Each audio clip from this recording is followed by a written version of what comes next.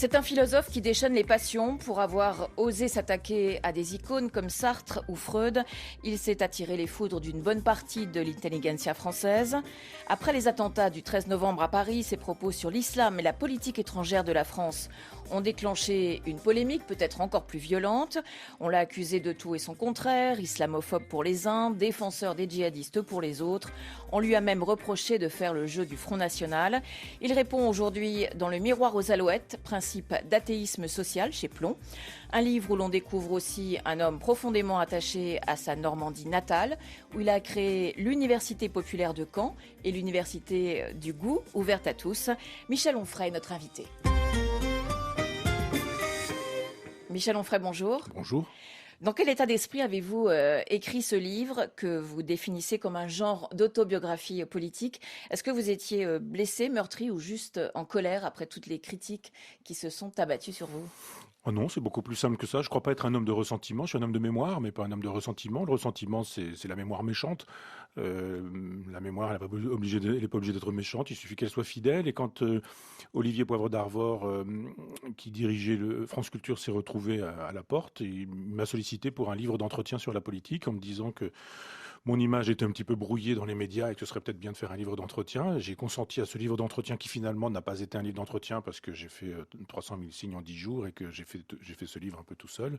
Et Olivier me pardonnera. Mais donc effectivement, ça ressemble à quelque chose comme une autobiographie politique, oui. Mais est-ce que vous étiez préparé à des critiques aussi dures? D'une certaine manière, je le suis depuis mon premier livre. Quand j'ai publié Le ventre des philosophes, vous savez, au dos, il faut toujours dire qui on est. Donc, j'avais fait un petit truc en disant Michel Onfray n'est ni parisien, ni agrégé, ni normalien. Il vit en province, etc. Alors, mon éditeur n'avait pas trouvé ça très drôle. Il avait juste mis Michel Onfray prépare un livre sur les cyniques. Et Pollack m'avait assassiné pour un livre que je n'avais pas encore écrit. Et en disant que ce serait de toute façon un très mauvais livre, que tout avait été écrit sur ce sujet, et que, etc. Le dernier livre écrit sur le sujet datait de 1854. Et j'ai trouvé ça extrêmement injuste, mais je ne savais pas que c'était le comportement d'une certaine meute qui détruit les gens, qui détruit les livres, qui s'allie sur le principe comme ça. Donc j'ai découvert ça à ce moment-là. Ensuite, ça a été assez massif au moment de mon Freud, parce qu'effectivement, il y a beaucoup d'argent à gagner chez des psychanalystes qui n'obtiennent aucun succès et qui estiment que Freud leur permet tout de même de continuer à pratiquer leur pensée magique. Donc là, effectivement, il y a eu un déchaînement, Libération, Le Monde, enfin tout ce monde-là signifiait que j'étais un type d'extrême droite, que je réactivais une pensée fasciste, que j'étais d'une certaine manière un nazi puisque les nazis avaient pourchassé Freud et que je le pourchassais moi-même. Donc là, j'ai découvert à quoi ça ressemblait. Puis après, je me suis fait un petit peu une habitude parce que ça s'est fait quand j'ai écrit un article sur Jean Solaire, dont je disais qu'il fallait lire Le Travail. C'est un vieux monsieur qui fait des livres intéressants et importants. Ça a été ensuite, je fais un livre pour Camus, ça devient un livre contre Sartre. Et puis c'est quasi systématique aujourd'hui, donc j'en ai un peu fait mon deuil. Vous êtes blindé. Oui. Alors dans votre livre, vous évoquez un petit peu, pas trop, juste un chapitre, vos racines, votre village en Normandie, un monde de vrais gens, entre guillemets, comme Pierre Billot, par exemple, ce coiffeur pour hommes du village. Est-ce que ce sont eux qui vous ont inculqué les valeurs que vous défendez aujourd'hui? Oui, moi je pense que être de gauche, c'est mener une vie de gauche. C'est pas dire qu'on vote à gauche, c'est pas dire qu'on a sa carte dans un parti de gauche, c'est pas dire que on est abonné à un journal de gauche. Ça, c'est trop facile. Et la gauche, pour moi, elle peut être parfois de droite parce que c'est pratiquer la fraternité, c'est pratiquer la solidarité, c'est pratiquer la justice, c'est préférer la vérité à l'idéologie. Et ça, je l'ai appris auprès de gens modestes, simples, discrets, mon coiffeur, qui m'a appris un jour ce que c'était que la déportation, ce que c'était que le camp de concentration, un instituteur qui m'a appris ce qu'était le socialisme, le vrai, une institutrice qui Communiste. elle était communiste, et il y avait toujours de quoi se faire un sandwich au jambon ou ouvrir une orangina dans le frigidaire, parce que c'était une façon à l'époque qu'avaient ces vieux militants laïcs et de gauche de pratiquer la solidarité simplement et de manière concrète. Et j'essaie d'inscrire mes pas dans ce lignage-là. Et Émile Legris, l'instituteur, vous a aussi fait découvrir les anarchistes. Non, alors ça c'est Pierre Billot, C'est Pierre Billot, mon le ami coiffeur. chez qui on pouvait lire Charlie Hebdo déjà, La Gueule ouverte, Harakiri, Nouvel Observateur, qui était un journal de gauche à l'époque, puis un certain nombre de journaux de la presse locale, enfin Ouest France ou le Journal de l'Orne. Et un jour, il m'a effectivement dit, regarde un peu ça, il y avait des cahiers qu'on appelait les cahiers noirs et rouges, et ma sensibilité de gauche a trouvé son sens et sa forme chez les anarchistes. Alors ils sont divers et multiples, il y a des autoritaires, il y a des pragmatiques, il y a des Allemands, il y a des Français, il y a des individualistes, mais j'ai découvert Proudhon, et c'est un socialisme pragmatique et concret auquel je reste attaché.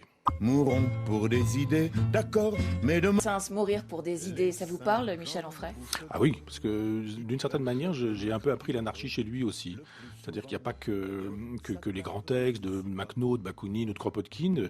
Il y avait aussi cette façon d'être anarchiste, une façon un peu française, comme il y a eu des Sébastien Faure, des Jean Grave au XIXe siècle.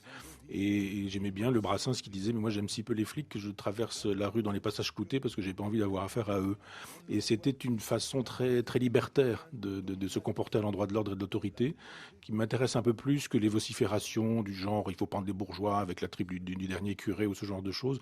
C'est une anarchie très efficace, celle de Brassens. Alors vous dites qu'il n'y a plus de place en France pour le débat. Or, vous êtes sans doute le philosophe le plus invité sur les plateaux de télévision. Mais si je vous ai bien compris, vous trouvez que les plateaux de télé ressemblent de plus en plus à des tribunaux plutôt que des lieux de débat, d'échange? Oui, alors c'est pas parce qu'on apparaît dans un média qu'on débat. On peut apparaître dans un média et se faire inviter, y compris par des gens qui nous reprochent d'accepter d'être invités et d'être partout alors que c'est eux qui nous invitent. Je veux dire, j'ai droit à ça régulièrement sur d'autres antennes où je ne vais plus. Mais on y est invité juste pour s'y faire insulter. C'est-à-dire qu'on est invité, pas comme avec vous, je veux dire, mais je fais pas ça par flagornerie, mais je suis pas venu chez vous par hasard. Mais on est invité pour servir de punching ball. Et on dit, mais ça s'appelle un débat. Et le débat, c'est expliquez-nous, vous avez écrit ceci à telle époque dans tel journal de potache, à telle époque vous avez dit ça dans une radio suisse, vous avez fait une télévision en Allemagne dans laquelle vous disiez que, on sort tout ça du contexte et on dit justifiez-vous, vous n'êtes pas fasciste, vous n'êtes pas nazi, vous êtes sûr, vous n'êtes pas antisémite, vous n'êtes pas sûr que vous ne faites pas le jeu du Front National ou ce genre de choses. L'émission se termine et on dit mais vous voyez qu'il y a eu un débat. Et quand on a été positif dans un livre, on n'est jamais invité pour la positivité du livre, mais on est invité pour rendre possible une espèce de chose qui va rendre possible le buzz, qui permettra la reconduite de l'animateur parce qu'il aura fait des bonnes audiences. Donc je ne suis pas dupe du jeu médiatique et je pense effectivement que le jeu médiatique empêche le débat véritable. Et vous êtes très dur avec la presse, hein. Vous dites qu'elle est prisonnière à la fois des annonceurs et d'une pensée dominante du politiquement correct. Mais c'est pas être dur, ça. Et vous parlez d'inquisiteurs, de procureurs, d'avocats généraux. Ah, quand vous avez droit à des unes de presse qui font de vous le suppôt du Front National ou les intellectuels revendiqués par le Front National, Le Monde fait ça avec une photo qui est un quart de page et qui est ma photo. Ça fait 13-14 ans que je fais une université populaire. On n'a jamais vu ces gens-là faire un reportage sur l'université populaire à Caen. Et d'un seul coup, je fais le jeu du Front National, alors qu'en 2002, j'ai créé cette université populaire pour lutter contre les idées du Front National. C'est pas être dur que de dire effectivement qu'ils se choisissent des ennemis qui sont quand même un peu étonnants. Je suis étonné de voir qu'on préfère inviter Joe Starr comme rédacteur en chef invité dans Libération que moi qui défends une gauche depuis un certain temps. Donc le dire, c'est pas être cruel, c'est pas dire des méchancetés, non, c'est juste renvoyer une image qui me paraît être assez fidèle. Je crois que vous avez l'intention de lancer un média indépendant. Vous en êtes où? Qu'est-ce que vous voulez faire exactement? Je voudrais qu'on puisse entendre la voix de l'université populaire, c'est-à-dire pas la voix de Michel Onfray, parce que c'est pas moi, ce sont aussi mes amis, une vingtaine d'amis, qu'on n'entend pas et qu'on n'invite pas et qu'on ne sollicite pas et qui disent pourtant des choses sur tous les terrains, épistémologie, philosophie générale, philosophie pour enfants, enfin cinéma. Et donc je voudrais que ça puisse être le média de l'université populaire. Et ça existe depuis 2002.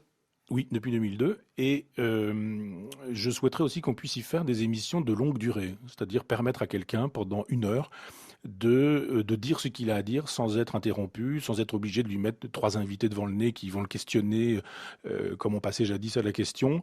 Je voudrais pouvoir aussi intervenir librement sans avoir d'obligation à jouer les jeux du cirque en me disant il va falloir passer entre les crachats, les insultes et peut-être qu'on n'aura même pas l'occasion de placer une idée. Donc prendre le temps justement du débat, de l'échange, de la proposition et librement parce que on est dans un bénévolat complet, donc on n'aura pas de compte à rendre à des annonceurs ou à des gens qui nous demanderont de faire de l'audimat ou de vendre quoi que ce soit. Et ça devrait commencer quand ?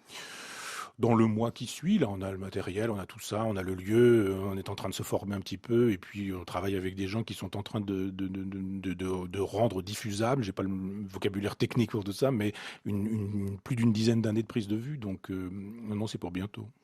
Et alors, est-ce que pour vous, un philosophe se doit d'intervenir dans le débat public? Vous pensez qu'il doit tenter de faire bouger les lignes? Il y a plusieurs façons d'être philosophe et moi je n'ai jamais été de ceux qui disaient un machin n'est pas philosophe, un tel n'est pas philosophe. Je ne distribue pas des bons points de celui-ci est un philosophe ou celui-ci n'est pas un philosophe. Il y a des philosophes, des philosophies. Certains sont des philosophes concentrés sur un sujet, une question. Ils sont dans le méditatif, ils sont dans le travail de cabinet, de bureau, dans une édition un peu pointue et technique, universitaire. Je n'ai rien contre eux, donc ils peuvent très bien travailler sur un sujet comme, je sais pas, le concept de droit chez Leibniz. Et puis voilà, il y a d'autres philosophes qui peuvent intervenir dans la cité. Et je pense effectivement qu'on ne peut pas se contenter d'écrire des livres, il faut pouvoir intervenir dans la cité parce que c'est la grande tradition de la philosophie depuis toujours. On a ça dans l'Antiquité, un philosophe c'est d'abord quelqu'un qu'on rencontre sur l'agora ou sur le forum et qui rencontre des portefaix, des charpentiers, des potiers, des tisserands et pas du tout un professeur qui parle devant des élèves bouche bée. Non, je suis pour l'arène, pour le débat public, il faut rencontrer les gens, le monde et surtout penser le monde. C'est-à-dire il ne faut pas penser les pensées qui pensent le monde, il faut penser le monde réellement directement. Vous écrivez par exemple, comprendre n'est pas excuser, expliquer n'est pas valider, analyser n'est pas bénir, réfléchir n'est pas absoudre. Est-ce que ça, c'est une pique à Manuel Valls? Non, enfin ça l'est devenu parce que on peut même se demander si c'est pas Manuel Valls qui répondait à ce que je disais précédemment. Mais le travail du philosophe est un travail de généalogie. C'est-à-dire que moi, mon problème n'est pas de dire Marine Le Pen est une fasciste qui réactive la pensée d'Adolf Hitler et qui, si elle était au pouvoir, ouvrirait des camps de concentration. C'est facile de dire des choses pareilles. Ma question est pourquoi 30% des gens votent pour Marine Le Pen? Ma question n'est pas de dire il y a des gamins qui descendent avec des mitraillettes dans la rue et qui, à coup de Kalachnikov, tuent des innocents. C'est la barbarie, c'est le retour de la sauvagerie ou ce genre de choses. Ma question est pourquoi des jeunes font-ils ce genre de choses? Si un philosophe... Et pour Manuel Valls, essayer de comprendre, c'était excuser. C'était ce qu'il avait dit, ce qui avait été Oui, rejeté. mais vous savez, Manuel Valls, ça compte pour rien dans le domaine de la pensée, donc c'est pas lui qui est ma mesure. Mais je pense que Nietzsche est ma mesure, en revanche. Et quand Nietzsche pose la question de la généalogie, il fait le travail que devraient faire les journalistes, que devraient faire les historiens, que devraient faire les philosophes, c'est-à-dire d'où ça vient. Ça ne tombe pas du ciel, le terrorisme. Ça ne tombe pas du ciel, une France à 30% derrière Marine Le Pen. Ça ne tombe pas du ciel parce que ça monte de terre. Et comment est-ce que ça monte de terre? Comment est-ce que ça germe? Comment est-ce que ça pousse? Qui a planté ces graines-là? Comment est-ce que les choses se sont passées? C'est le travail que je propose de faire. C'est le travail que je fais pour ma part. Alors c'est bien plus facile, évidemment, pour ceux qui ont rendu possible Marine Le Pen, en renonçant à la gauche, en faisant de l'argent, du libéralisme et du marché, de Bernard Tapie des valeurs et des vertus dans les années 83. Tous ces gens qui ont accompagné ce mouvement de pourriture, de décomposition plutôt, de décomposition qui a rendu possible ces fleurs vénéneuses, ne veulent pas qu'on dise qu'effectivement ils ont une part de responsabilité. C'est donc d'autant plus facile de dire, voilà, celui qui dit comment les choses se sont passées est celui qui est responsable et celui qui est coupable. Parce que vous rappelez que le Front National, quand François Mitterrand est arrivé au pouvoir en mai 81, était à 1%. En dessous d'1%. En dessous d'1%. Voilà. Il est à 30% aujourd'hui. Et quand on parle de politique, on ne parle que de lui. C'est le Front National qui est le noyau dur de la politique française. Faire le jeu du Front National, s'allier au Front National, faire barrage au Front National, voir ce que le Front National dit sur ce sujet-là. Enfin, c'est devenu le parti politique inévitable en France. Pourquoi? Et effectivement, je dis, mais regardez comment la gauche a instrumentalisé tout ça pour éviter qu'on voit son impéritie, pour éviter qu'on voit qu'elle s'était convertie au libéralisme, pour éviter qu'on voit qu'elle n'avait pas réussi à mener une politique véritablement de gauche. Et il fallait effectivement faire diversion. Et comme la gauche de Mitterrand savait qu'elle ne serait pas réélue sur un programme, mais qu'elle serait probablement réélue sur la division de la droite, elle a joué de cette division de la droite en instrumentalisant un Front National qui, un peu comme le ballet de l'apprenti sorcier, lui échappe aujourd'hui. Et depuis que Mitterrand a instrumentalisé le Front National en intervenant dans les médias pour que Jean-Marie Le Pen puisse s'exprimer, eh bien tout ce travail a porté aujourd'hui ses fruits. Ce sont des fruits vénéneux et personne parmi les responsables ne dira on a été coupable, on a été responsable. Il vaut mieux désigner plutôt le pompier comme responsable du feu, alors que moi je ne fais jamais que démonter les rouages de cette machine dont tout le monde dit qu'elle est pénible. étrangère de la France, qui selon vous est une politique de guerre faite à de nombreux pays musulmans. Quand la France intervient par exemple au Mali, elle ne fait pas la guerre à un pays musulman, elle s'en prend à des groupes terroristes ou djihadistes. Pour vous, il n'y a pas de différence? Vous dites pays musulman à chaque fois.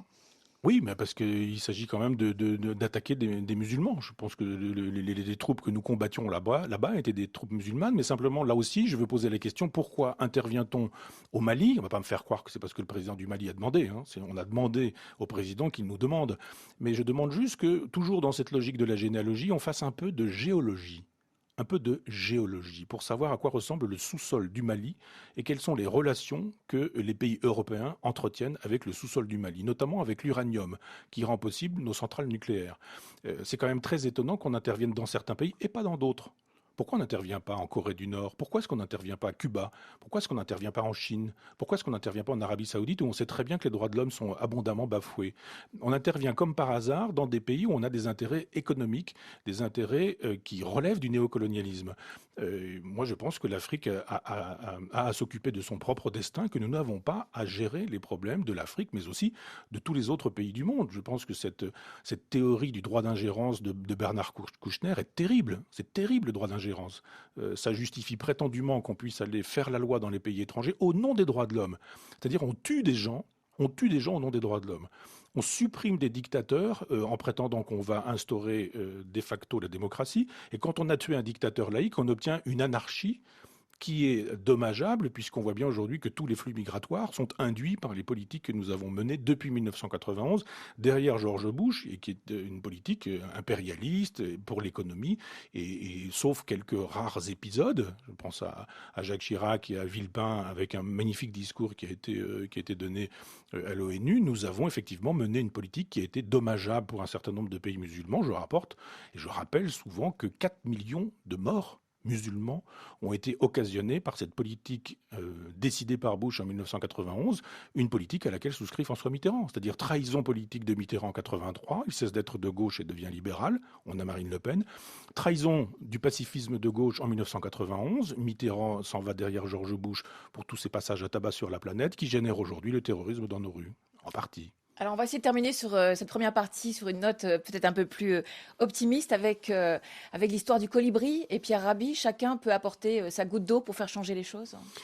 Alors c'est Pierre Rabhi effectivement qui donne son écho à cette histoire, mais c'est une légende qui sort de la forêt amazonienne. Ça procède de la sagesse des peuples d'Amazon. J'étais il y a quelque temps en Guyane et j'en ai rencontré quelques-uns. Je suis toujours très, très ému par ce peuple fossile, au sens noble du terme. C'est un peuple qu'on massacre, mais enfin bon. Et effectivement, le colibri, on raconte qu'il y a un incendie dans la forêt et que le colibri s'en va porter quelques gouttes d'eau dans son bec sur l'incendie et que tout le monde se moque. Le boa constrictor se moque, le phacochère se moque, enfin tous les animaux se moquent du colibri en lui disant t'as bonne mine avec tes 3 gouttes d'eau sur la forêt. Et le colibri dit oui, ça ne suffira pas, mais moi j'ai fait ma part, vous avez-vous fait la vôtre? Michel Onfray, on se retrouve dans 3 minutes, juste après le flash d'information.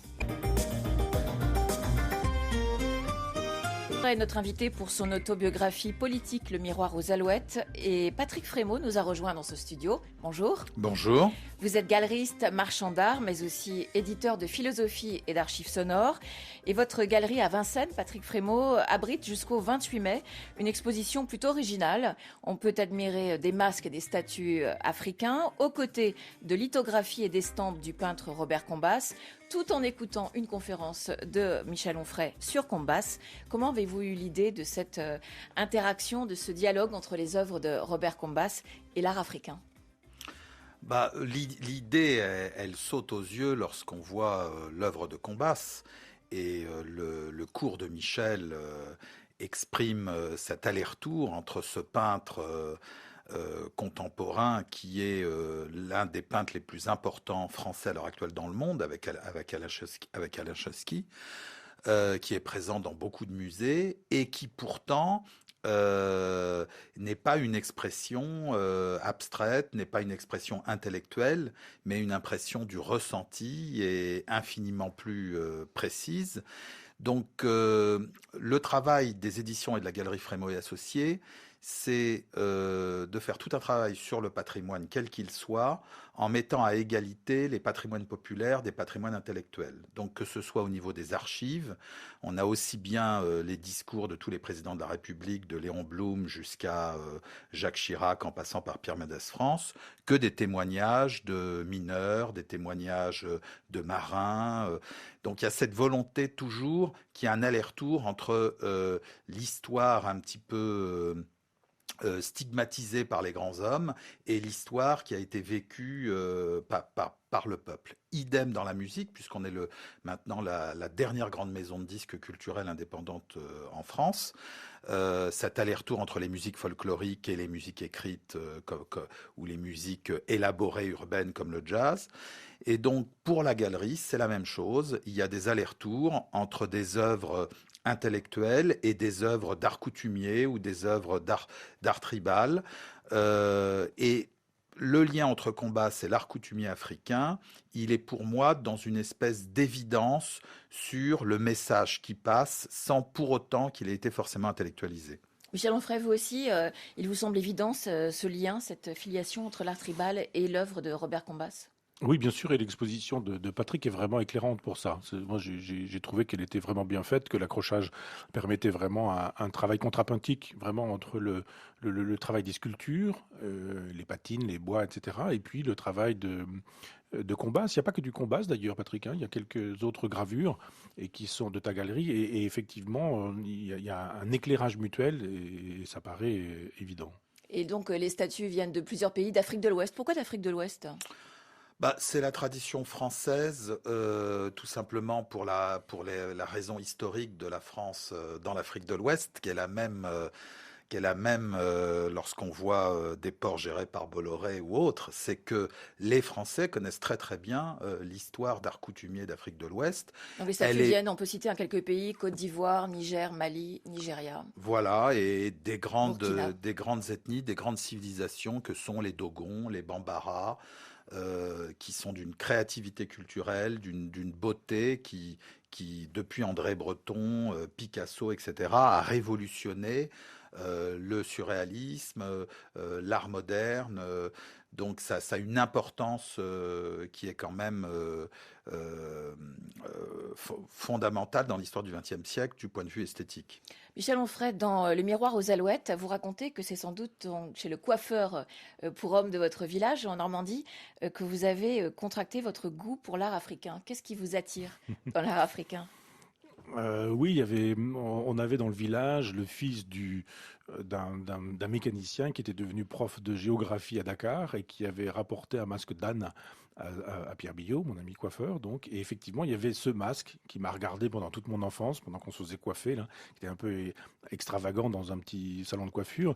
Et effectivement, je suis un peu collectionneur d'art africain parce que je trouve qu'il y a une vérité fossile dans ce peuple. Quand je dis fossile, c'est précieux, comme un diamant est un fossile. Et moi, j'aime les pensées animistes, j'aime les pensées polythéistes, j'aime le rapport au monde des Africains.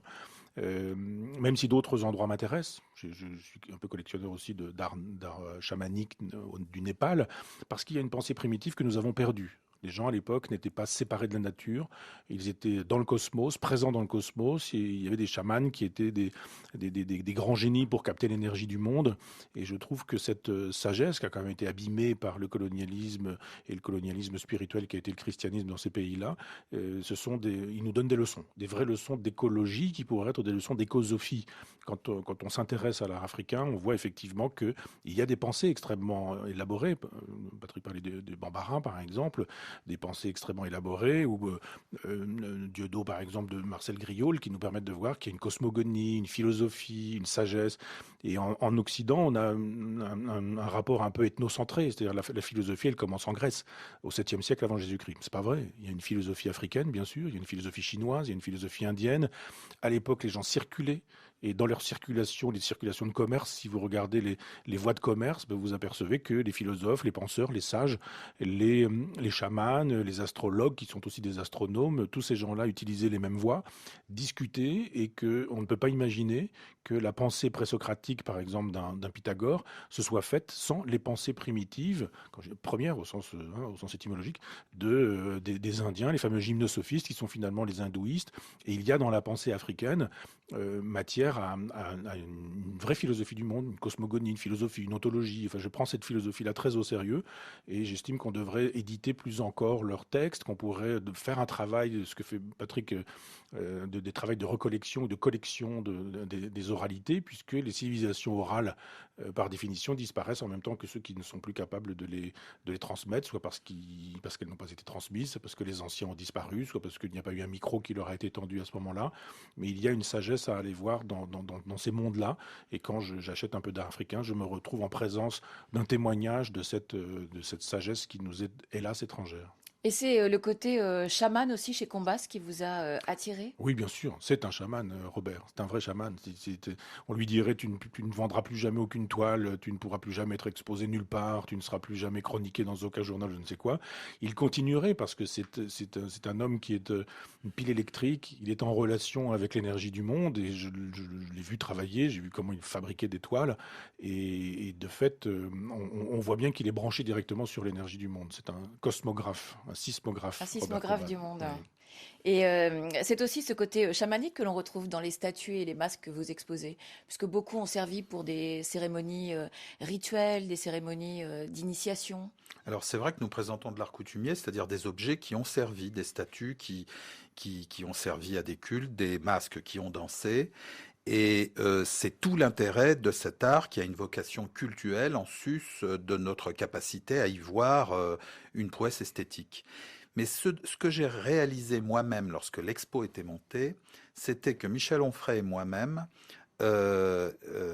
étions dans deux sens différents, mais dans la même direction. C'est-à-dire qu'à l'instar des collections qui étaient au musée des colonies dans le bois de Vincennes et qui sont passées au centre de Paris dans le musée du Quai Branly, et Paris qui a donné ce geste de dire, vous voyez, tout cet art coutumier, tout cet art ancestral primitif, nous le mettons au centre de Paris, à l'égal du musée du Louvre, du musée d'Orsay, donc à l'égal de l'art occidental. C'était un signal très fort de reconnaissance de l'institution à l'égard d'autres formes d'art. Les éditions Frémaux Associés, la galerie Frémaux Associés aiment bien rapprocher toujours des arts qui ne sont pas des beaux-arts, qui sont des arts sur lesquels il y a beaucoup de préjugés, avec des formes d'art, elles, qui sont reconnues officiellement, et montrer que les liens sont évidents. Et Michel a fait l'inverse, mais pour prouver la même chose, il a pris l'artiste contemporain actuel, à mon avis, le plus important de sa génération, et il lui a donné toute sa légitimité en allant vers l'ancestralité des savoirs, du pouvoir et de la connaissance. Et Michel fait ça pratiquement au même moment que Cosmos, où il nous dit qu'il faut savoir comprendre le monde, et pas uniquement au travers des livres, mais au travers de la réalité de notre perception.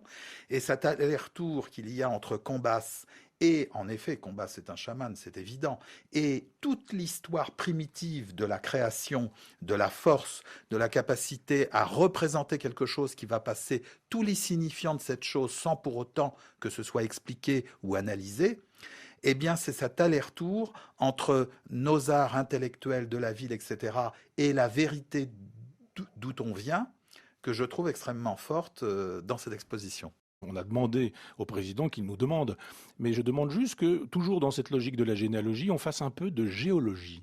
Un peu de géologie, pour savoir à quoi ressemble le sous-sol du Mali et quelles sont les relations que les pays européens entretiennent avec le sous-sol du Mali, notamment avec l'uranium, qui rend possible nos centrales nucléaires. C'est quand même très étonnant qu'on intervienne dans certains pays et pas dans d'autres. Pourquoi on n'intervient pas en Corée du Nord? Pourquoi est-ce qu'on n'intervient pas à Cuba? Pourquoi est-ce qu'on n'intervient pas en Chine? Pourquoi est-ce qu'on n'intervient pas en Arabie Saoudite où on sait très bien que les droits de l'homme sont abondamment bafoués? On intervient comme par hasard dans des pays où on a des intérêts économiques, des intérêts qui relèvent du néocolonialisme. Moi, je pense que l'Afrique a à s'occuper de son propre destin, que nous n'avons pas à gérer les problèmes de l'Afrique, mais aussi de tous les autres pays du monde. Je pense que cette théorie du droit d'ingérence de Bernard Kouchner est terrible. C'est terrible, le droit d'ingérence. Ça justifie prétendument qu'on puisse aller faire la loi dans les pays étrangers au nom des droits de l'homme. C'est-à-dire on tue des gens au nom des droits de l'homme. On supprime des dictateurs en prétendant qu'on va instaurer de facto la démocratie. Et quand on a tué un dictateur laïque, on obtient une anarchie qui est dommageable, puisqu'on voit bien aujourd'hui que tous les flux migratoires sont induits par les politiques que nous avons menées depuis 1991, derrière George Bush, et qui est une politique impérialiste pour l'économie, et sauf quelques rares épisodes, je pense à Jacques Chirac et à Villepin, avec un magnifique discours qui a été donné à l'ONU, nous avons effectivement mené une politique qui a été dommageable pour un certain nombre de pays musulmans. Je rappelle souvent que 4 millions de morts musulmans ont été occasionnés par cette politique décidée par Bush en 1991, une politique à laquelle souscrit François Mitterrand, c'est-à-dire trahison politique de Mitterrand en 83, il cesse d'être de gauche et devient libéral, on a Marine Le Pen, trahison du pacifisme de gauche en 1991, Mitterrand s'en va derrière George Bush pour tous ces passages à tabac sur la planète qui génèrent aujourd'hui le terrorisme dans nos rues, en partie. Alors, on va essayer de terminer sur cette première partie sur une note peut-être un peu plus optimiste avec l'histoire du colibri et Pierre Rabhi. Chacun peut apporter sa goutte d'eau pour faire changer les choses. Alors c'est Pierre Rabhi effectivement qui donne son écho à cette histoire, mais c'est une légende qui sort de la forêt amazonienne. Ça procède de la sagesse des peuples d'Amazon. J'étais il y a quelque temps en Guyane et j'en ai rencontré quelques-uns. Je suis toujours très, très ému par ce peuple fossile, au sens noble du terme. C'est un peuple qu'on massacre, mais enfin bon. Et effectivement, le colibri, on raconte qu'il y a un incendie dans la forêt et que le colibri s'en va porter quelques gouttes d'eau dans son bec sur l'incendie et que tout le monde se moque. Le boa constrictor se moque, le phacochère se moque, enfin tous les animaux se moquent du colibri en lui disant ta bonne mine avec tes 3 gouttes d'eau sur la forêt. Et le colibri dit oui, ça ne suffira pas, mais moi j'ai fait ma part, vous avez-vous fait la vôtre? Michel Onfray, on se retrouve dans 3 minutes, juste après le flash d'information. Est notre invité pour son autobiographie politique Le miroir aux alouettes, et Patrick Frémaux nous a rejoint dans ce studio. Bonjour. Bonjour. Vous êtes galeriste, marchand d'art, mais aussi éditeur de philosophie et d'archives sonores. Et votre galerie à Vincennes, Patrick Frémaux, abrite jusqu'au 28 mai une exposition plutôt originale. On peut admirer des masques et des statues africains, aux côtés de lithographies et d'estampes du peintre Robert Combas, tout en écoutant une conférence de Michel Onfray sur Combas. Comment avez-vous eu l'idée de cette interaction, de ce dialogue entre les œuvres de Robert Combas et l'art africain ? L'idée, elle saute aux yeux lorsqu'on voit l'œuvre de Combas, et le cours de Michel exprime cet aller-retour entre ce peintre contemporain qui est l'un des peintres les plus importants français à l'heure actuelle dans le monde, avec Alain Chesky, qui est présent dans beaucoup de musées et qui pourtant n'est pas une expression abstraite, n'est pas une expression intellectuelle, mais une impression du ressenti et infiniment plus précise. Donc le travail des éditions et de la Galerie Frémaux et Associés, c'est de faire tout un travail sur le patrimoine, quel qu'il soit, en mettant à égalité les patrimoines populaires des patrimoines intellectuels. Donc que ce soit au niveau des archives, on a aussi bien les discours de tous les présidents de la République, de Léon Blum jusqu'à Jacques Chirac en passant par Pierre Mendès France, que des témoignages de mineurs, des témoignages de marins. Donc il y a cette volonté toujours qu'il y a un aller-retour entre l'histoire un petit peu stigmatisme. Ma sensibilité de gauche a trouvé son sens et sa forme chez les anarchistes. Alors ils sont divers et multiples, il y a des autoritaires, il y a des pragmatiques, il y a des Allemands, il y a des Français, il y a des individualistes, mais j'ai découvert Proudhon Et c'est un socialisme pragmatique et concret auquel je reste attaché. Mourons pour des idées, d'accord, mais demain... Mourir pour des idées, ça vous parle, Michel Onfray? Ah oui, parce que d'une certaine manière, j'ai un peu appris l'anarchie chez lui aussi. C'est-à-dire qu'il n'y a pas que les grands textes de Makhno, de Bakounine ou de Kropotkin. Il y avait aussi cette façon d'être anarchiste, une façon un peu française, comme il y a eu des Sébastien Faure, des Jean Grave au XIXe siècle. Et j'aimais bien le Brassens qui disait « Mais moi j'aime si peu les flics que je traverse la rue dans les passages cloutés parce que j'ai pas envie d'avoir affaire à eux. » Et c'était une façon très, très libertaire de se comporter à l'endroit de l'ordre et de l'autorité qui m'intéresse un peu plus que les vociférations du genre « Il faut prendre les bourgeois avec la tribu du dernier curé » ou ce genre de choses. C'est une anarchie très efficace, celle de Brassens. Alors vous dites qu'il n'y a plus de place en France pour le débat. Or vous êtes sans doute le philosophe le plus invité sur les plateaux de télévision.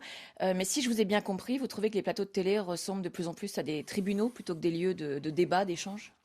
Oui, alors c'est pas parce qu'on apparaît dans un média qu'on débat. On peut apparaître dans un média et se faire inviter, y compris par des gens qui nous reprochent d'accepter d'être invités et d'être partout alors que c'est eux qui nous invitent. Je veux dire, j'ai droit à ça régulièrement sur d'autres antennes où je ne vais plus. Mais on y est invité juste pour s'y faire insulter. C'est-à-dire qu'on est invité, pas comme avec vous, je veux dire, mais je fais pas ça par flagornerie, mais je suis pas venu chez vous par hasard. Mais on est invité pour servir de punching ball. Et on dit, mais ça s'appelle un débat.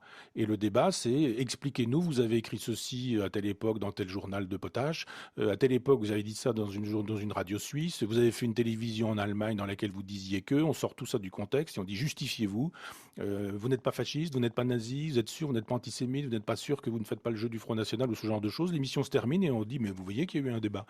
Et quand on a été positif dans un livre, on n'est jamais invité pour la positivité du livre, mais on est invité pour rendre possible une espèce de chose qui va rendre possible le buzz, qui permettra la reconduite de l'animateur parce qu'il aura fait des bonnes audiences. Donc je ne suis pas dupe du jeu médiatique et je pense effectivement que le jeu médiatique empêche le débat véritable. Et vous êtes très dur avec la presse, hein. Vous dites qu'elle est prisonnière à la fois des annonceurs et d'une pensée dominante du politiquement correct. Mais c'est pas être dur, ça. Et vous parlez d'inquisiteurs, de procureurs, d'avocats général. Ah, quand vous avez droit à des unes de presse qui font de vous le suppôt du Front National ou les intellectuels revendiqués par le Front National, Le Monde fait ça avec une photo qui est un quart de page et qui est ma photo. Ça fait 13-14 ans que je fais une université populaire. On n'a jamais vu ces gens-là faire un reportage sur l'université populaire à Caen. Et d'un seul coup, je fais le jeu du Front National, alors qu'en 2002, j'ai créé cette université populaire pour lutter contre les idées du Front National. C'est pas être dur que de dire effectivement qu'ils se choisissent des ennemis qui sont quand même un peu étonnants. Je suis étonné de voir qu'on préfère inviter Joe Starr comme rédacteur en chef invité dans Libération que moi qui défends une gauche depuis un certain temps. Donc le dire, c'est pas être cruel, c'est pas dire des méchancetés, non, c'est juste renvoyer une image qui me paraît être assez fidèle. Je crois que vous avez l'intention de lancer un média indépendant. Vous en êtes où? Qu'est-ce que vous voulez faire exactement? Je voudrais qu'on puisse entendre la voix de l'université populaire, c'est-à-dire pas la voix de Michel Onfray, parce que c'est pas moi, ce sont aussi mes amis, une vingtaine d'amis, qu'on n'entend pas et qu'on n'invite pas et qu'on ne sollicite pas et qui disent pourtant des choses sur tous les terrains, épistémologie, philosophie générale, philosophie pour enfants, cinéma. Et donc je voudrais que ça puisse être le média de l'université populaire. Et ça existe depuis 2002. Oui, depuis 2002. Et je souhaiterais aussi qu'on puisse y faire des émissions de longue durée, c'est-à-dire permettre à quelqu'un, pendant 1 heure, de dire ce qu'il a à dire sans être interrompu, sans être obligé de lui mettre 3 invités devant le nez qui vont le questionner comme on passait jadis à la question. Je voudrais pouvoir aussi intervenir librement sans avoir d'obligation à jouer les jeux du cirque en me disant il va falloir passer entre les crachats, les insultes et peut-être qu'on n'aura même pas l'occasion de placer une idée. Donc prendre le temps justement du débat, de l'échange, de la proposition et librement parce que on est dans un bénévolat complet, donc on n'aura pas de compte à rendre à des annonceurs ou à des gens qui nous demanderont de faire de l'audimat ou de vendre quoi que ce soit. Et ça devrait commencer quand ? Dans le mois qui suit, là, on a le matériel, on a tout ça, on a le lieu, on est en train de se former un petit peu, et puis on travaille avec des gens qui sont en train de rendre diffusable. J'ai pas le vocabulaire technique pour tout ça, mais plus d'une dizaine d'années de prise de vue, donc non, c'est pour bientôt. Et alors, est-ce que pour vous, un philosophe se doit d'intervenir dans le débat public ? Vous pensez qu'il doit tenter de faire bouger les lignes ?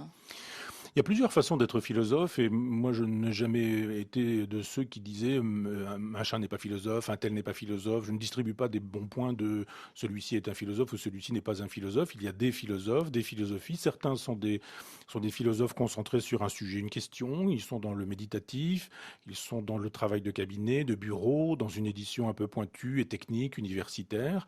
Je n'ai rien contre eux, donc ils peuvent très bien travailler sur un sujet comme, je sais pas, le concept de droit chez Leibniz.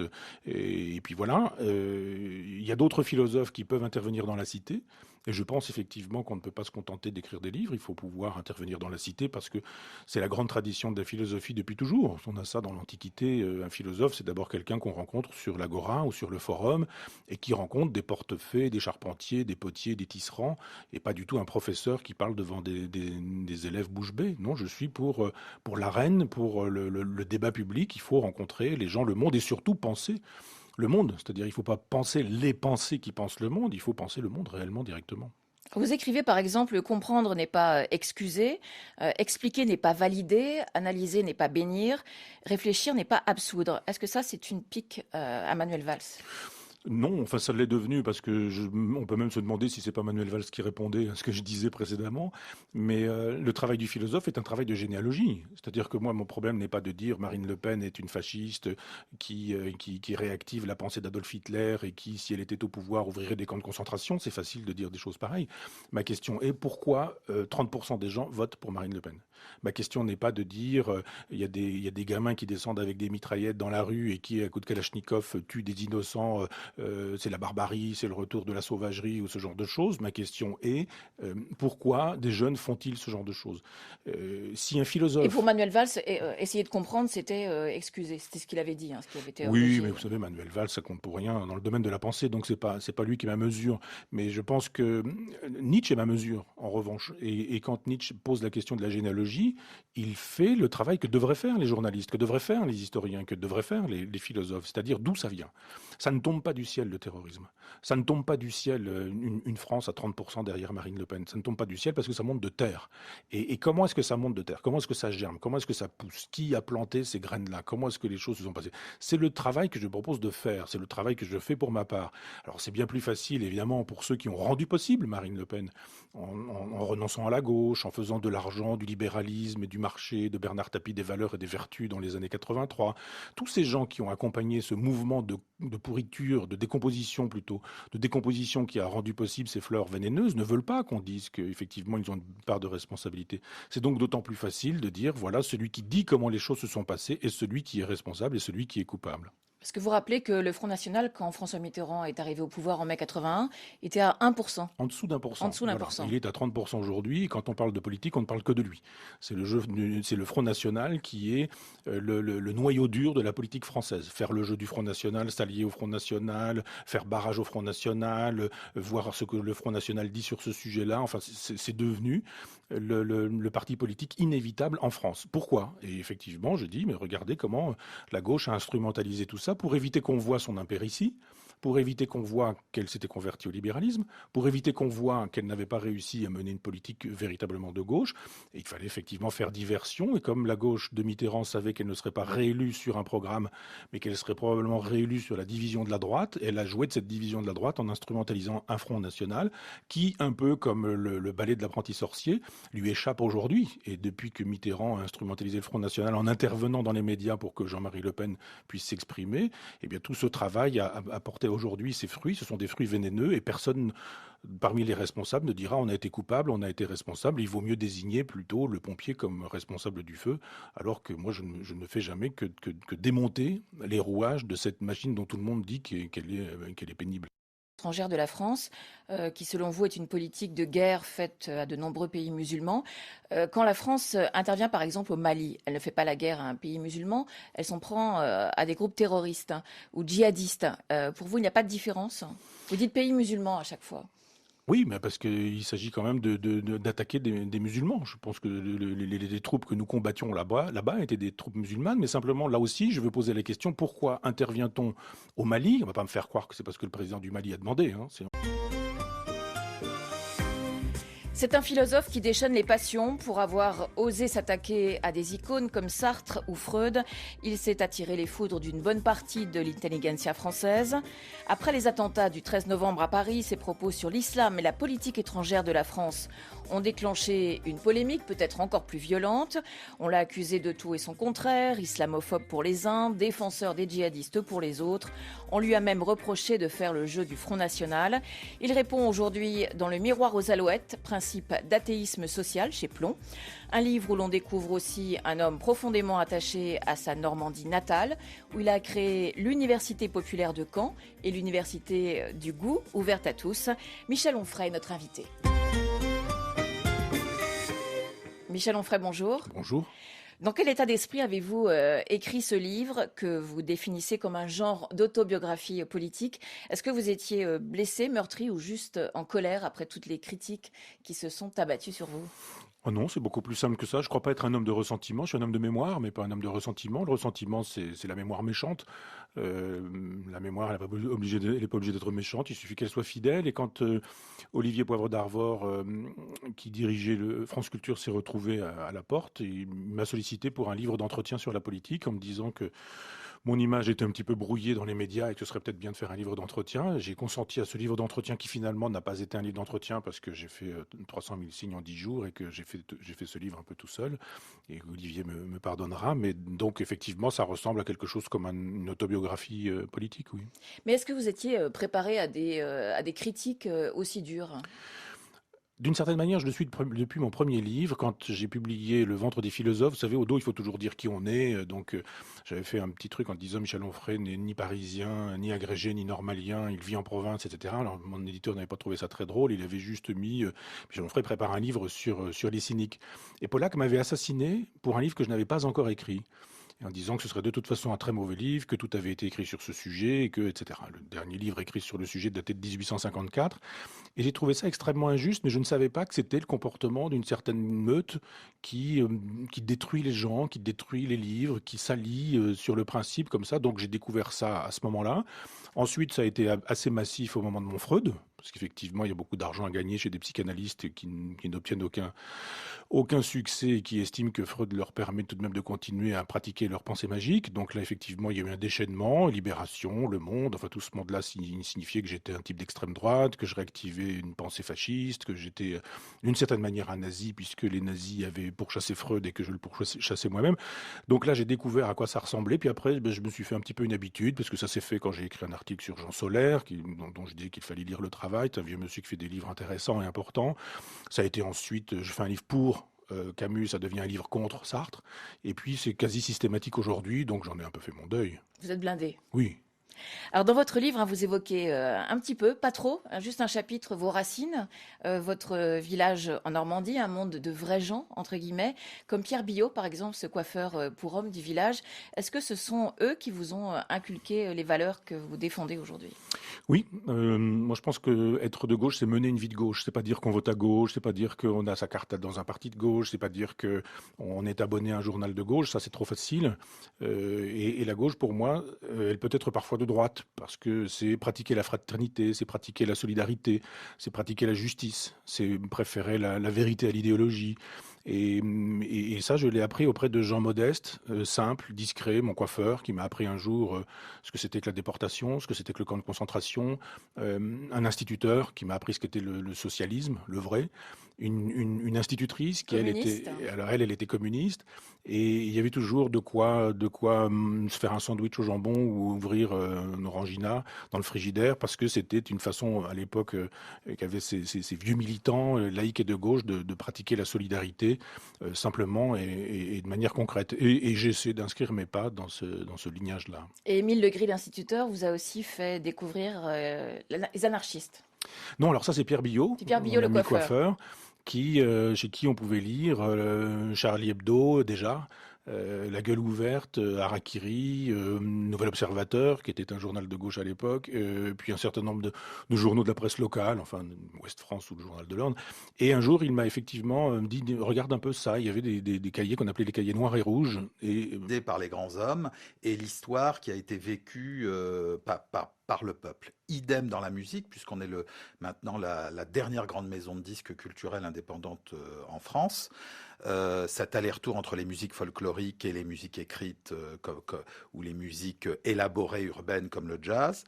Et donc, pour la galerie, c'est la même chose. Il y a des allers-retours entre des œuvres intellectuelles et des œuvres d'art coutumier ou des œuvres d'art tribal. Et le lien entre Combas et l'art coutumier africain, il est pour moi dans une espèce d'évidence sur le message qui passe sans pour autant qu'il ait été forcément intellectualisé. Michel Onfray, vous aussi, il vous semble évident ce lien, cette filiation entre l'art tribal et l'œuvre de Robert Combas? Oui, bien sûr, et l'exposition de Patrick est vraiment éclairante pour ça. Moi, j'ai trouvé qu'elle était vraiment bien faite, que l'accrochage permettait vraiment un travail contrapuntique, vraiment entre le travail des sculptures, les patines, les bois, etc., et puis le travail de Combas. Il n'y a pas que du Combas d'ailleurs, Patrick, hein, il y a quelques autres gravures et qui sont de ta galerie, et effectivement, il y a un éclairage mutuel, et ça paraît évident. Et donc, les statues viennent de plusieurs pays d'Afrique de l'Ouest. Pourquoi d'Afrique de l'Ouest? C'est la tradition française, tout simplement pour la raison historique de la France dans l'Afrique de l'Ouest, qui est la même lorsqu'on voit des ports gérés par Bolloré ou autres, c'est que les Français connaissent très très bien l'histoire d'art coutumier d'Afrique de l'Ouest. Donc, les statues viennent, on peut citer quelques pays, Côte d'Ivoire, Niger, Mali, Nigeria. Voilà, et des grandes Burkina. ethnies, des grandes civilisations que sont les Dogons, les Bambara, qui sont d'une créativité culturelle, d'une beauté qui, depuis André Breton, Picasso, etc., a révolutionné le surréalisme, l'art moderne. Donc ça a une importance qui est quand même fondamentale dans l'histoire du XXe siècle du point de vue esthétique. Michel Onfray, dans Le Miroir aux Alouettes, vous racontez que c'est sans doute chez le coiffeur pour hommes de votre village en Normandie que vous avez contracté votre goût pour l'art africain. Qu'est-ce qui vous attire dans l'art africain?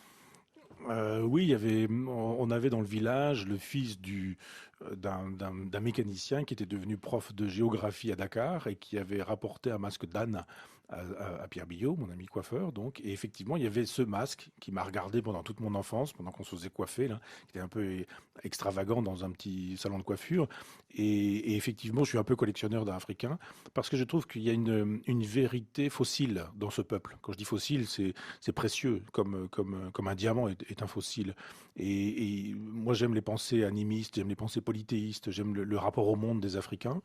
Même si d'autres endroits m'intéressent, je suis un peu collectionneur aussi d'art chamanique du Népal, parce qu'il y a une pensée primitive que nous avons perdue. Les gens à l'époque n'étaient pas séparés de la nature, ils étaient dans le cosmos, présents dans le cosmos, et il y avait des chamans qui étaient des grands génies pour capter l'énergie du monde, et je trouve que cette sagesse qui a quand même été abîmée par le colonialisme et le colonialisme spirituel qui a été le christianisme dans ces pays-là, ils nous donnent des leçons, des vraies leçons d'écologie qui pourraient être des leçons d'écosophie. Quand on s'intéresse à l'art africain, on voit effectivement qu'il y a des pensées extrêmement élaborées. Patrick parlait des Bambara, par exemple, des pensées extrêmement élaborées, ou Dieudo, par exemple, de Marcel Griaule, qui nous permettent de voir qu'il y a une cosmogonie, une philosophie, une sagesse. Et en Occident, on a un rapport un peu ethnocentré, c'est-à-dire la philosophie, elle commence en Grèce, au 7e siècle avant Jésus-Christ. C'est pas vrai. Il y a une philosophie africaine, bien sûr, il y a une philosophie chinoise, il y a une philosophie indienne. À l'époque, les gens circulaient. Et dans leur circulation, les circulations de commerce, si vous regardez les voies de commerce, vous apercevez que les philosophes, les penseurs, les sages, les chamans, les astrologues, qui sont aussi des astronomes, tous ces gens-là utilisaient les mêmes voies, discutaient, et qu'on ne peut pas imaginer que la pensée présocratique, par exemple, d'un Pythagore, se soit faite sans les pensées primitives, premières au sens étymologique, des Indiens, les fameux gymnosophistes, qui sont finalement les hindouistes. Et il y a dans la pensée africaine matière à une vraie philosophie du monde, une cosmogonie, une philosophie, une ontologie. Enfin, je prends cette philosophie-là très au sérieux, et j'estime qu'on devrait éditer plus encore leurs textes, qu'on pourrait faire un travail, ce que fait Patrick, des travaux de recollection ou de collection des oralités, puisque les civilisations orales, par définition, disparaissent en même temps que ceux